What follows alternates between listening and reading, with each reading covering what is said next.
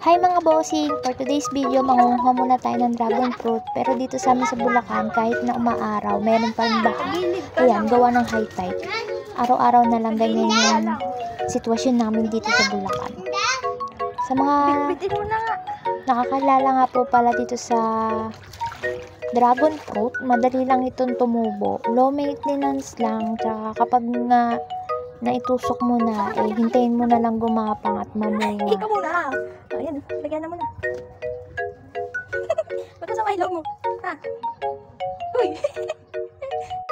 Sa mga gusto nga pala dyan na magtanim, na malapit lang dito sa amin, hanapin nyo lang po ako kung mahanap nyo, tapos bibigyan ko po kayo ng libreng cuttings. Yan, pwede nyo itanim para meron na din kayong sariling dragon fruit. Masustansya yan, kahit i-google nyo pa. Gagawin natin siyang dragon fruit juice tulad nung trending na trending sa Batang Quiapo. Sa Quiapo pala. Yung so refreshing. Kahit na ganyan mapula na siya, hindi pa rin siya ganoong katamisan. Kaya gagawin natin siyang juice para medyo masarapan naman yung mga bata, mga chikitings. Gayat-gayatin lang natin yan ng paganito, paganire. Bahala na kayo kung anong trip nyo. Basta tapos, ilagay na natin siya sa pichel.